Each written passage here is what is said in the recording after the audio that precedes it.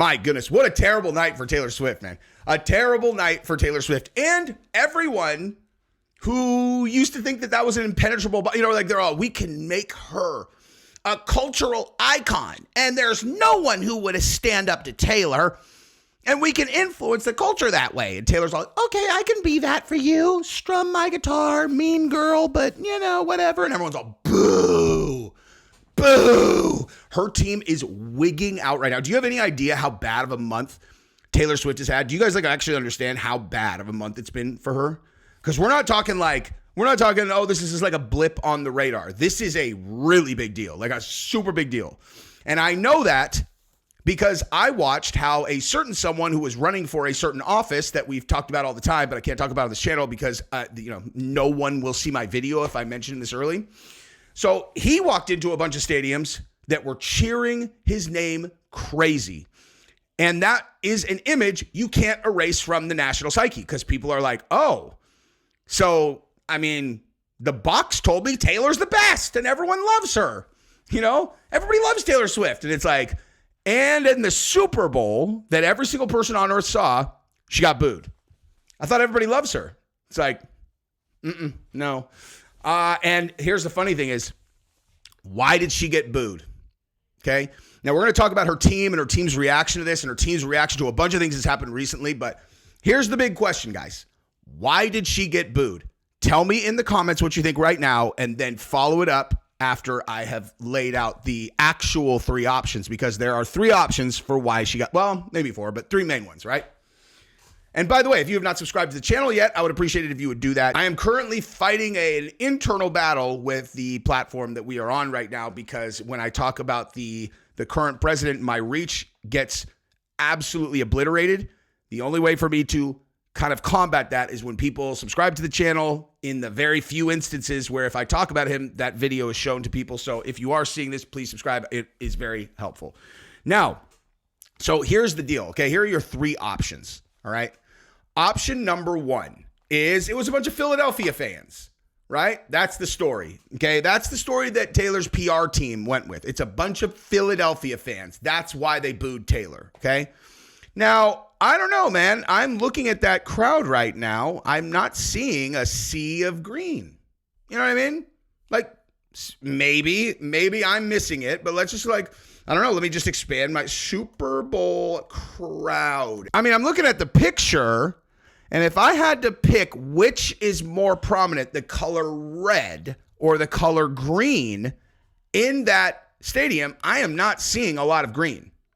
So I think the whole, she's getting booed because it's a bunch of Philadelphia fans, probably not true, even though that is the narrative that their PR team went with. You got to understand, Taylor Swift has the single most powerful and greatest PR team of all time, okay?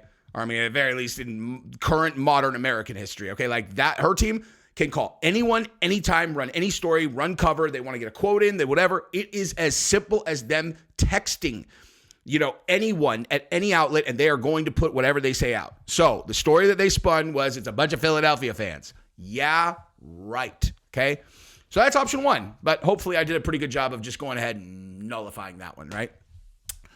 Option number 2, okay, is that the Justin Baldoni, Blake Lively, and Ryan Reynolds thing has spun out of control completely, and people are turning on her. And I just want to bring up another topic related to the Super Bowl, which is extraordinarily relevant to this particular possibility, okay? So think about this, okay?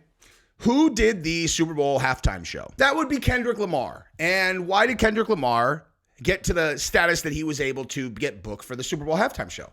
Well, he had a little internet beef, hip-hop beef, rap battle beef with Drake. And if you were going to say, if you were going to go into hip hop, who would be the person most compared to Taylor Swift 1 year ago? There's Taylor Swift for white girls, right? You got white little Karen moms and their little white Karen kids. Okay. Who do they listen to? It's Taylor Swift. Those are the Swifties. Geez, And obviously there's plenty of ethnicities that love Taylor Swift, but But if you're like, okay, well, if you went to the black community and then also the white kids who really kind of wish they were black most likely, and you ask them, who's the Taylor Swift that you guys listen to? It'd been like, Drake, of course. Very culturally, influential. So the thing about that is when you have status like that and everybody loves you and everything's going well for you and this is just great. Thing about human nature is humans don't love to see other people win in mass, okay? Like the masses, like there are plenty of people who are very happy to see everyone win. Generally, if they are happy in their own life, okay? Like this is usually like a predisposition or a prerequisite for people being happy for other people.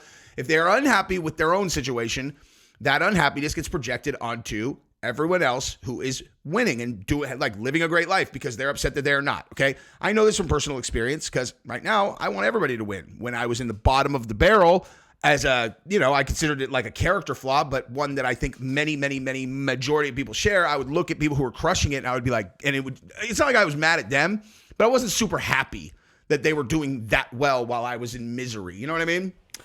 And so I would say the majority of people are not living out their dream. Okay.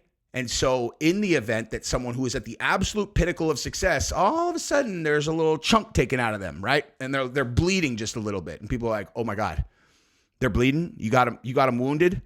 Well, what else is going on? And all of a sudden this appetite grows to watch them crumble because underneath the admiration is an ocean of envy and bad feelings. So being Taylor Swift is great. Right up until you start bleeding, as Drake found out the hard way when Kendrick Lamar lit him up. And because it, was based in truth and it's like, Drake was bleeding a little bit. And then once people started taking a little bite at that wound, he started bleeding out. Okay. Drake's falling apart right now.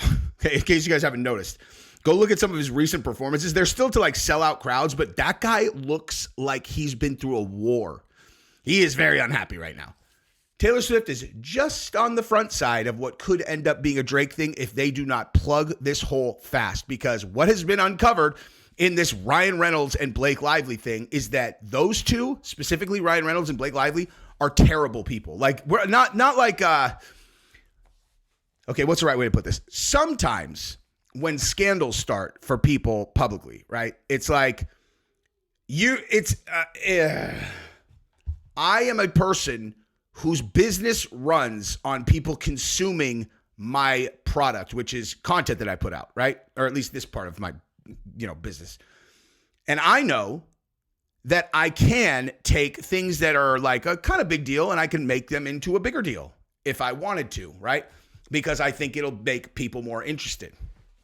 So sometimes someone will get uncut, will get exposed having done something and I'm like, okay, that's a piece of shit thing to do.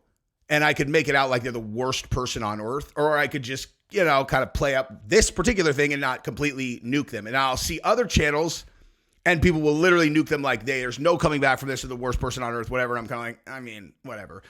But there are other things that get uncovered where you're like, oh, that person is actually a genuinely bad person. And I'm telling you, Ryan Reynolds and Blake Lively, that's the category they're in.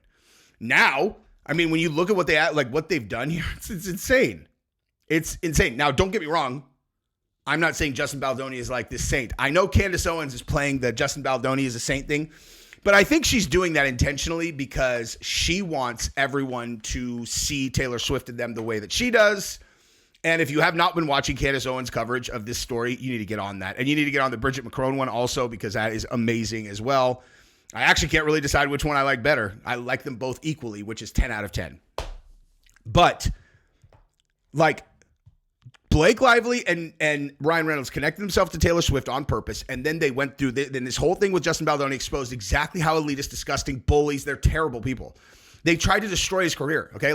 They literally tried to destroy his career by putting a completely fake sexual harassment allegation against him. And what ended up happening is all it did is make the problems they were already facing about being public bully, trash, 10 times worse.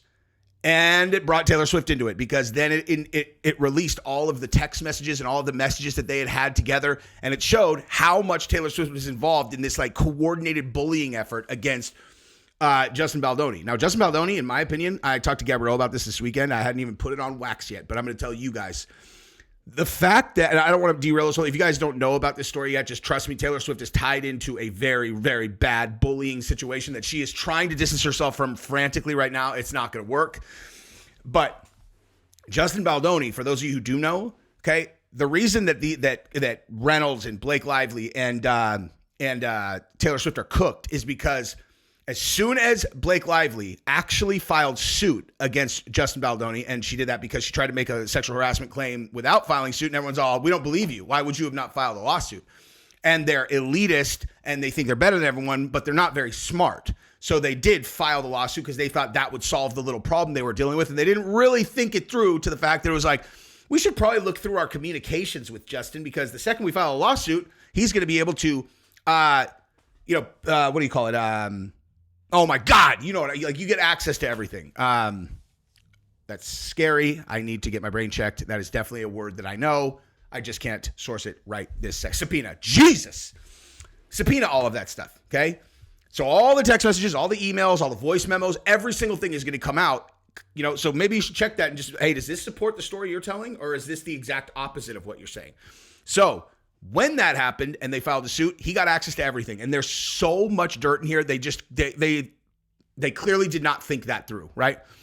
And when you see what Justin said, all right, when you see what Justin said in every single text message, every single voicemail, every single voice memo, every single communication that Justin Baldoni had, he looks like a choir boy. Now, what we also know is that on set, they were screaming at each other. All the time, it sounds like. Like, there were witnesses of them screaming in each other's faces. So Justin Baldoni is obviously not some like little choir boy who just wanted to make a great movie and he just wanted to do whatever.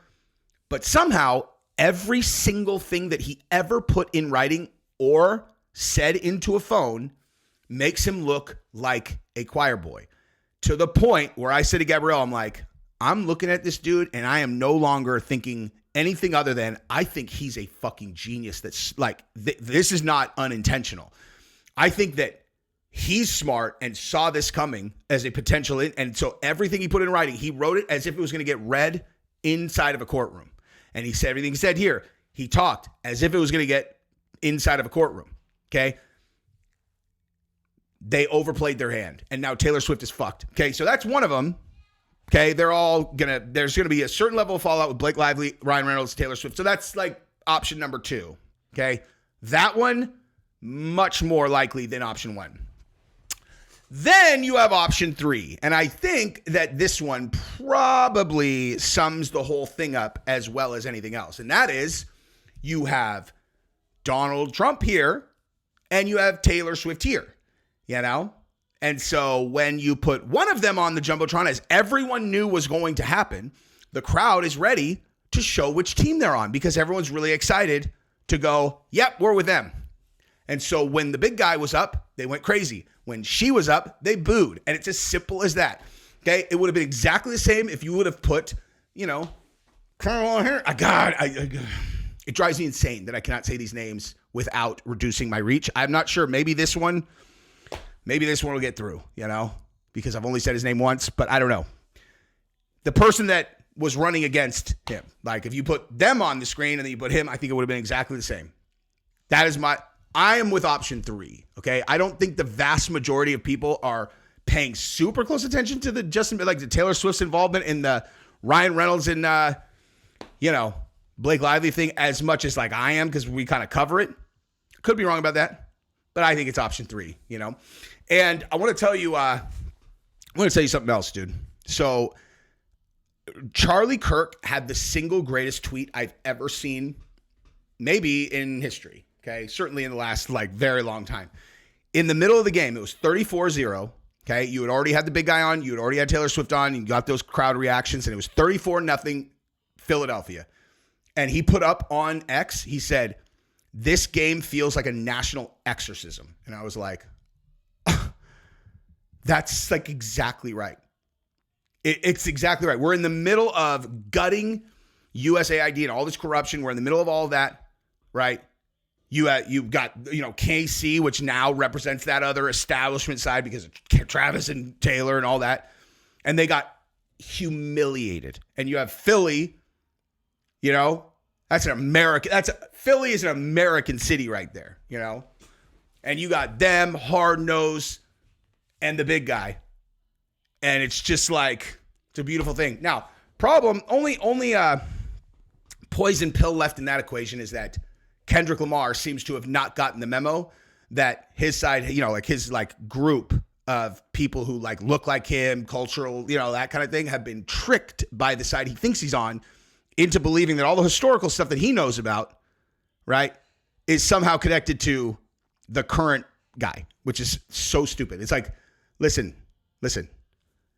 All of these little manipulators that have had their money all over the place, the USAID and all that, and they can manipulate these narratives, okay? They intentionally made you think that the other side is against you in the way that they historically you guys dealt with a lot of really crazy stuff. That stuff's over now, okay? It's been over. They've convinced you that it's going to come back if this guy and it's a lie, okay? Those are the predators, okay? Not the current guys. Somebody needs to explain that to him so that he doesn't, throw a shot at the big guy right out of the gate on his performance. And you're like, really, dude? Ugh. It's lucky it was a little less overt than could have been, because I think he would have gotten booed out of the stadium because no one's down with that anymore. Although I think people want to boo or cheer, so it hurts Drake's feelings more than they want to do anything else. So he probably would have been all right either way. But, listen, dude, if you want to get huge, pick a fight with a bigger guy and beat them. It's just like the fight game, dude. If you get Conor McGregor to fight you and you knock him out, you're Dustin Poirier. You're Nate Diaz. That's how that works. Anyway, that's what I got for this video. I love you guys. Subscribe to the channel. Ring the bell. Bye-bye.